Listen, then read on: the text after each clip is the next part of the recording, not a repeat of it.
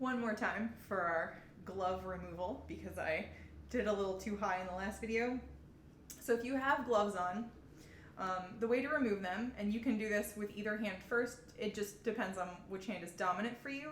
I'm right-handed, so I always start by pulling from my left hand. So you grab the top, the wrist part of your glove from your non-dominant hand, and you pull it off so that the glove turns inside out.